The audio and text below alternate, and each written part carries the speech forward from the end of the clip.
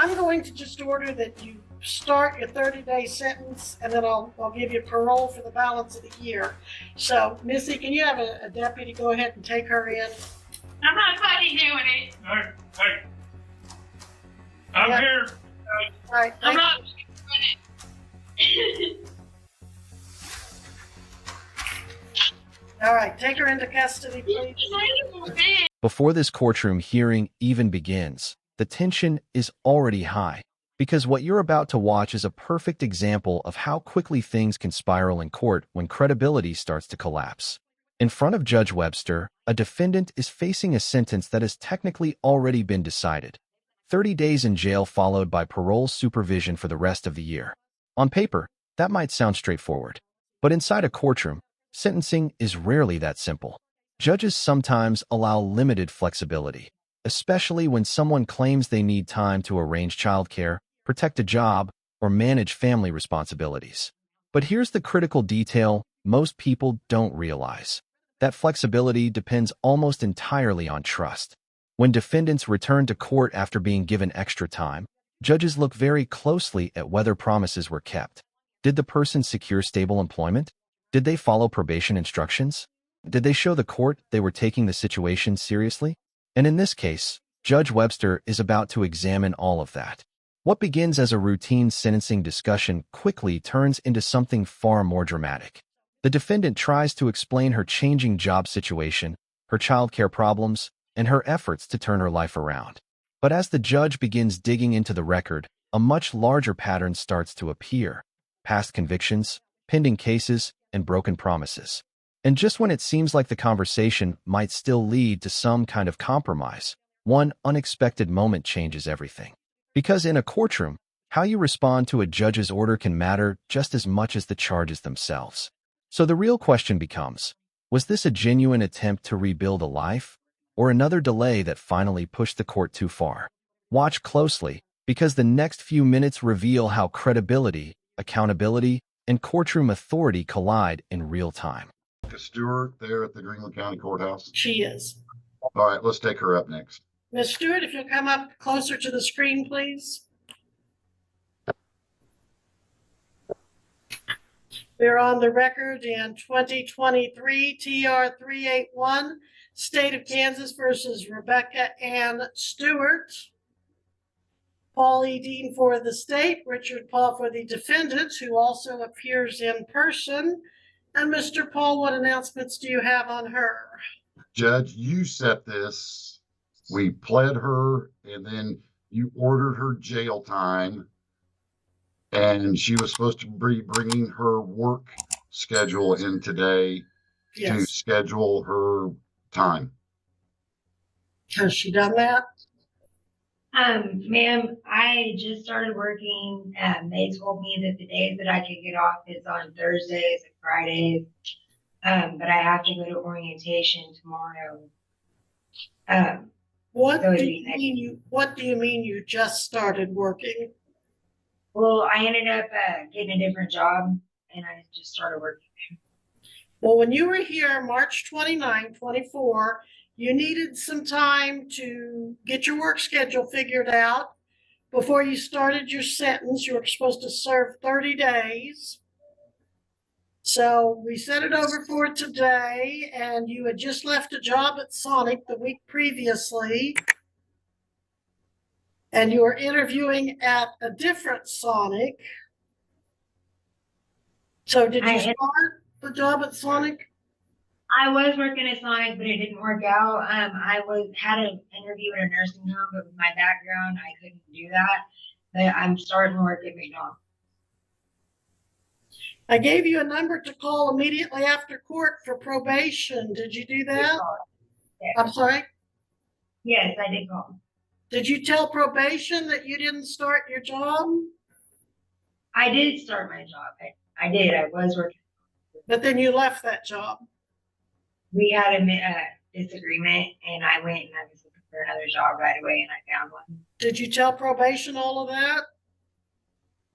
I wasn't for sure I was supposed to.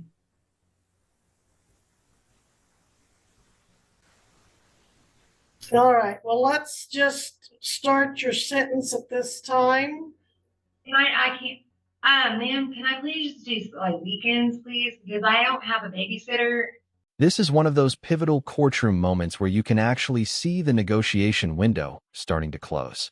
The defendant is asking for something fairly common in sentencing situations: weekend jail time instead of serving the sentence immediately. Judges sometimes allow this arrangement so someone can keep their job or continue caring for children during the week. But here's the challenge. Judge Webster is evaluating far more than just today's request. She's looking at the entire timeline. The defendant was already given extra time during the last hearing to get her life organized, secure employment, arrange childcare, and prepare to serve the sentence responsibly. Now the story has changed again. A new job, an orientation tomorrow, and another request for flexibility. From the judge's perspective, that creates a credibility problem. In court, every promise becomes part of a record. If someone tells the judge they will secure a job and return ready to serve their sentence, the court expects that commitment to hold. So while the request for weekends might sound reasonable on the surface, Judge Webster now has to decide whether this is a genuine hardship or another delay. And viewers, think about this for a second. If you were the judge and someone kept changing their story about jobs, schedules, and childcare, would you give them another chance, or would you enforce the sentence right now? Because the next few answers are about to determine exactly how much patience the court has left. Ma'am, I don't have a babysitter and I'll lose my job. How long have you had this job? I'm just starting, and that's how I'm going to Just starting when? tomorrow. I go to orientation tomorrow. That's what you told me last time you were here, and you didn't keep that job. And you have a horrific record. I think we went over all of that the last time. With your adult history beginning in 2016 and remaining heavy right up to this case, other than I think you may have had a stint of time to serve in there, but you've had everything, including drugs, burglary, theft, traffic. Yeah, but I'm changing my life around. I'm just asking if I can do weekends. Do you still have charges pending in Allen County for felony drugs and 5 other? Trial. I've been clean. I've been sober. I have. Hold on. Just answer my question, please. Do you still have that 2023 CR 117 for felony drugs and 5 other charges, including driving while suspended third or more? Do you still have that pending? My court dates are far apart. Well, your last court date when you were here was March 25th. Did you go to that court date? Yes. And they set it over again? Yes. And do you still have Allen County 2023 CR 300080 for domestic violence? I go to court on that on this, I think, 17th.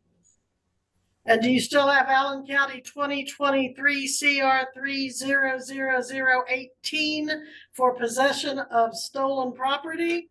All of Allen County's court dates are on the same day. What date is it? I think the 17th. How about Allen County 2023 CR 81 for stolen property? It's all on the 17th. And Allen County 24 CR 8. Now the hearing takes a much more serious turn, because Judge Webster starts reviewing the defendant's full criminal history. And this is where sentencing decisions often become crystal clear. Most viewers watching a courtroom video might focus only on the current case. But judges almost never do that. Instead, they look at patterns. Past convictions, probation violations, and pending charges all factor into one big question. Can this person be trusted to follow the court's rules? Here, the judge is listing multiple issues: drug charges, burglary, theft, driving violations, and additional pending cases in other counties. That dramatically changes how the court evaluates the request for leniency. Because from the judge's perspective, this is no longer just about scheduling jail time around a job. It becomes a question of accountability. If someone has already been given chances, served prison time, and returned to court with new charges piling up, the court may decide that flexibility has already been exhausted. This is also why you see the judge asking detailed questions about other counties and pending cases. She's not just confirming facts, she's measuring honesty and responsibility. So now the situation becomes critical. Will the defendant convince the court that she truly is turning things around, or has Judge Webster already reached her final decision? I've been making all my court dates and I've been doing what I need to do. I'm just asking that if I could do weekends or Thursdays and Fridays. That way I don't lose my job and I Well- have my. What's this? Well, I'm not sure. You have some other counties with felony drugs, driving while suspended, improper passing a school bus, something that goes back to April 21st, 23. What county is that in? The only county that I knew of was Neosho and Allen. Okay, Neosho would probably be the NO. Okay, and that's still pending? Yeah, they've set my court date so far apart on that. The driving while suspended, third or subsequent, and improper passing of a school bus, that's pending? Yeah. And let's see, you got out of prison after 4 years in 2022, and all of that plus our case have been incurred since you were let out of prison in 22, right? Yeah. And I sentenced you to 6 months in jail to serve 30 days and then report to probation for the balance of the year. Ma'am, I swear I won't drive no more and I will get my life turned around if I can just do Thursdays and Fridays. Well, you told me you haven't kept your word to me because rather than put you in jail the last time, you said you'd left your job at Sonic a week ago and you had an interview the next day. And so I had an I took you told me that you had your 2 children living with you.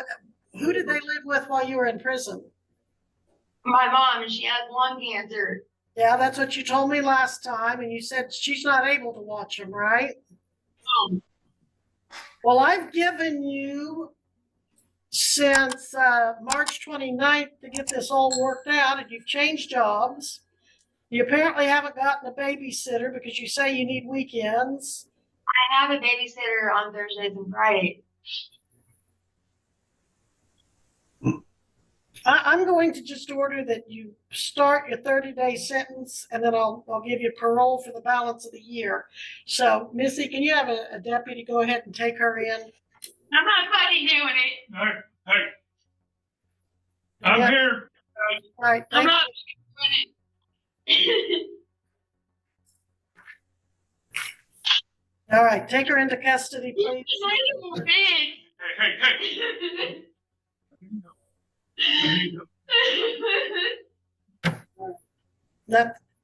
Now, when she's released, she can go to parole. But she took off before I could tell her she needs to report directly to probation for supervision, probation / is that Carrie down there? Great, okay. That was Carrie, Judge. Carrie, she used to do 30 days, and then I want her to sign up, but she should have signed up with you by now. Did she do that? She did call, Your Honor, but Jessica is the one who got the phone call and I haven't heard from her since. That's why I came down here to have her fill out paperwork for me. So I was just waiting here to see what would happen in court. Okay. Paperwork and let her know. All right, so, yeah, and if she doesn't want to cooperate, then you'll do whatever it is you need to do. Yeah, I'm gonna have her serve 30 days of her 6-month sentence, and then she can report for the balance of the year if she will do that. Thank you. Thank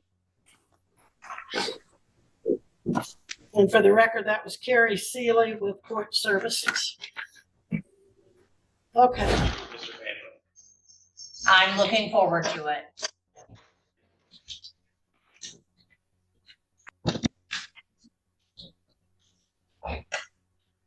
All right, this is 241388, the state of Michigan versus Eric Joseph Martin. Sir, can you tell me your name?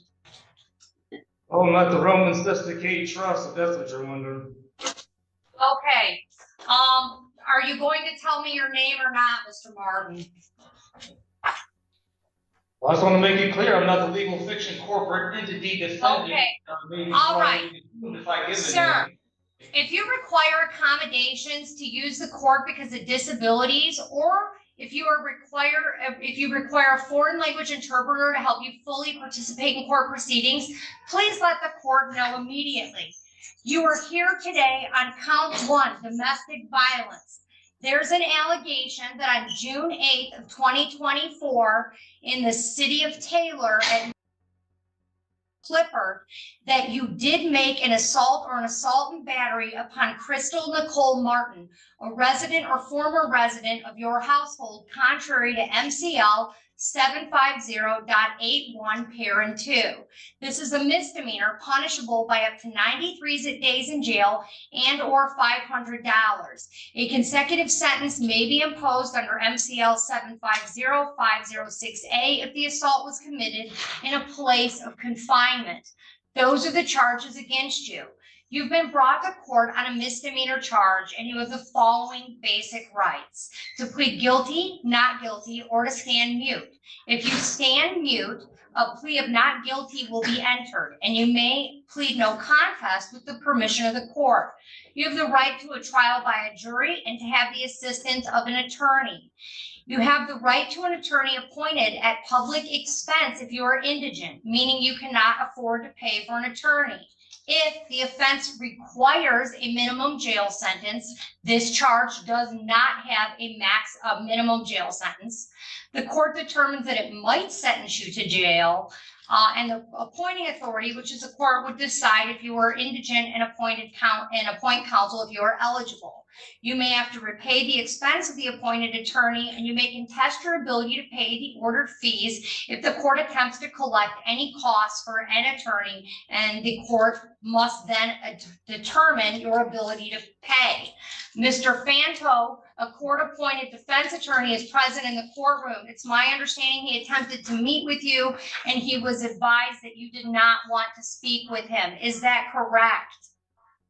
Because of the unfairness of the laws that would fraudulently assume if I take a lawyer that I would be giving up my right to be one of the sovereign people and be fraudulently assumed to be a legal fiction defendant. Yes, I have refused as a lawyer. Mr. Martin, if you have a trial, you have the following rights: to call witnesses to speak for you at trial, and you could get an order signed by the court to require those witnesses to come to court. You have a right to see, hear, and question all witnesses against you at trial. You have a right to be a witness for yourself or to remain silent. And if you chose not to be a witness on your own behalf, the prosecuting official could not comment on your refusal to testify. You also have the right to be presumed innocent unless proven guilty beyond a reasonable doubt. If you plead guilty or no contest and your plea is accepted, you will not have a trial of any kind, and you will give up the rights that I just listed to you. You also have the right to be released on bond. If you are now on probation or parole and you enter a plea of guilty, or a finding of guilt is made by a judge or a jury, it may result in a violation of your probation or parole. The court can sentence you to jail and fines plus cost, and the court must tell you on the record the name of the offense, the mandatory minimum jail sentence, if any, and the maximum possible penalty for the offense, including jail, fines, and both, which I've already done. Fines, costs, and other financial obligations imposed by the court must be paid at the time of assessment, except when the court allows otherwise for good cause shown. If you are not able to pay due to financial hardship, you can contact the court immediately and request a payment alternative. So those are your constitutional rights going forward, Mr. Martin. I want to make it clear, I have been legally arrested here by Barbara Wade, okay, because he just went by her lies saying I kicked her. As soon as he walked through my door, I'm the one that called 911 on Crystal Martin, okay? All right, sir, you have a constitutional right to remain silent, and anything you say with respect to this case could potentially be used against you in a court of law. So I would advise you at this time to remain silent with respect to the actual facts or allegations listed in the complaint and misdemeanor complaint, which I've read to you. Sir, are you gainfully employed?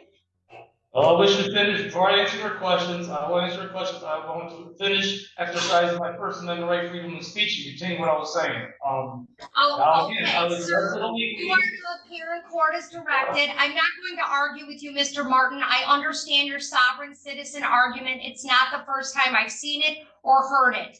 You are under the jurisdiction of this court. This court has jurisdiction. You are charged with a 93-day misdemeanor, sir. You've been advised of all of your rights. Okay, you have a First Amendment right, certainly, but you are here for an arraignment, not to lecture me on sovereign citizen beliefs, okay? I'm trying to get you through this and make sure you understand the process. You are to appear in court as directed. You're not to leave the state without permission of the court. You're not to commit any new crimes while released. You're to immediately notify the court of change of address or phone number. You're to have no contact with the complainant, Crystal Martin, in this case. Do you understand me? Well, I do not understand in that I do not stand under the charges, the false fraudulent charges, but I do comprehend. But as I was saying, I was illegally arrested in violation of my due process rights. There's not sufficient evidence for my arrest that I did any domestic violence. Bardaway just arrested me anyway. There's no video of me assaulting her. She did not see it. She just told a lie. I actually filed a PPO on her. Sir, do you understand that they have no contact with Crystal Martin? Then you need to tell her, do not come to my house. She keeps coming to my house so she can set me up with these lies because my sister You're not. Over. I have no problem to contact her, but she needs to stop coming over to my house. Miss Maudlin, let me finish talking. I have the First Amendment right to talk. I have the Mr. Martin, it's clear to me at this point that you have no respect for the court. I believe that you're a danger. I can't get any information from you as to whether or not you have another place to reside, whether or not you understand the court's no contact provision. I need to know that you understand what I am telling you, because I am attempting to set a bond on your case. And if you want a bond on your case, you've waived your right to an attorney. And I'm trying to figure out, do you have another place to stay? Do you understand what no contact means? And if you're not going to express to me that you have an understanding of what I'm saying, and if we can't get on the same page about that, then I'm inclined to not give you a bond.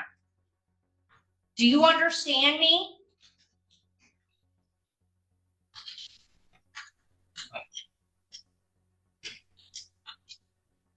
Officer, can you unmute the iPad? And just like that, the courtroom shifts into a completely different type of legal conflict. In the second case, the defendant begins presenting what's commonly known as a sovereign citizen argument. These arguments claim that the legal system doesn't have authority over an individual because they are separate from a supposed corporate legal identity.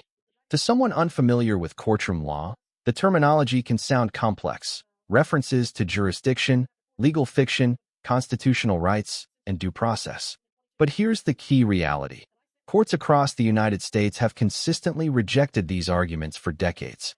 Judges, including Judge Webster, typically don't debate them for long because legally the issue has already been settled in higher courts. The law clearly recognizes the authority of the court over individuals charged with crimes. So when someone insists on arguing these theories instead of answering the judge's questions, it creates a major practical problem. The judge needs basic information to set bond conditions, things like employment status, living arrangements, and whether the defendant understands the no-contact order. Without that cooperation, the court can't safely release someone. And that's why this moment becomes so important. The real question now isn't whether the argument is legally correct. It's how the judge will respond when a defendant refuses to engage with the normal court process. Do you understand me, Mr. Martin? I comprehend you, yes. Okay, do you understand that I said you were to have no contact with Crystal Martin? Yes, but she needs to stop coming over to my house. I'm not trying to contact her. She's coming over to my house and she can make false allegations like this said, so she can have the whole house to herself, her and my sister.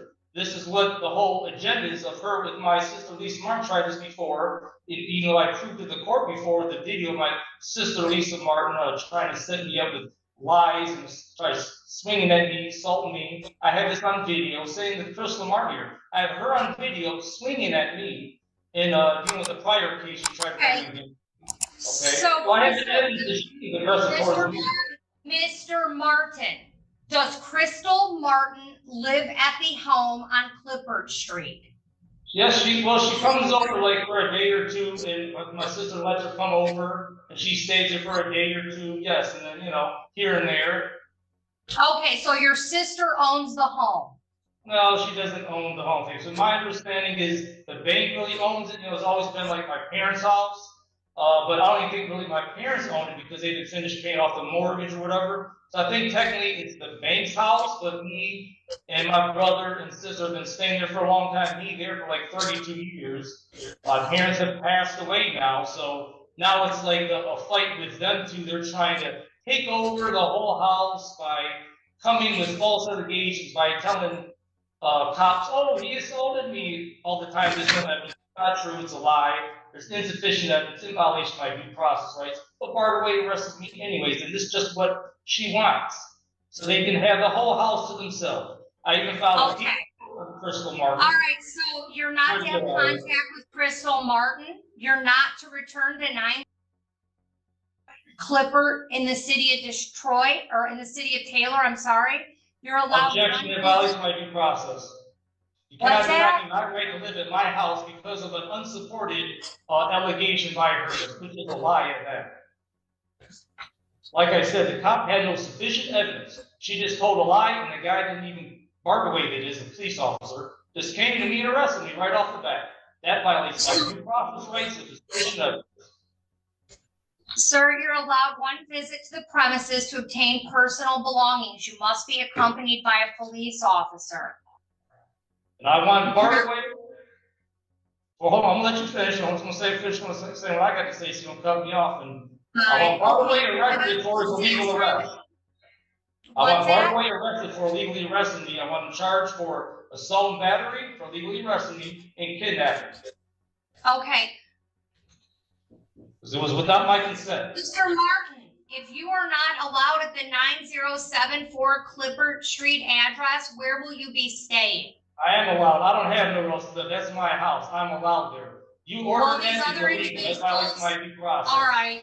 He has a $2,000 cash bomb with a GPS tether. Yes, and he's not to return. Personal bond. He's not to appear at 9. Without guilty. He cannot come to 9 or be in contact with Crystal Martin.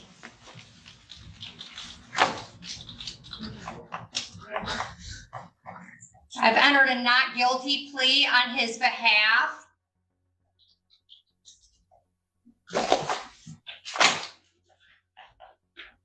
And that's $2,000 cash with the GPS tether. What makes this courtroom hearing so fascinating is that it shows two completely different paths leading to the same outcome, a loss of judicial flexibility. In the first case, the defendant attempted to negotiate with the court. She asked for weekend jail time so she could keep her job and care for her children. But Judge Webster wasn't just listening to the request. She was evaluating the entire history behind it. Broken promises, job changes, and multiple pending charges gradually eroded the court's trust. By the time the sentence was ordered to begin immediately, the judge had already concluded that the window for negotiation had closed. In the second case, the situation unfolded differently. Instead of negotiating within the legal system, the defendant rejected the court's authority entirely through sovereign citizen arguments. But in a courtroom, cooperation is essential. When the judge couldn't obtain basic information necessary to set bond conditions, the court had little choice but to impose stricter controls. And that reveals a powerful lesson about courtroom strategy. Judges are constantly weighing credibility, cooperation, and risk. Lose credibility, and leniency disappears.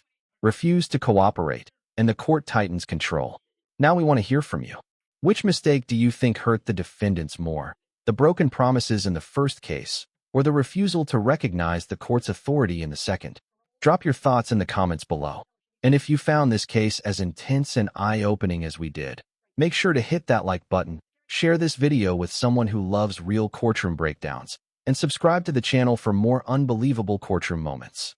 Because sometimes the most dramatic stories aren't in movies, they're happening inside real courtrooms every single day.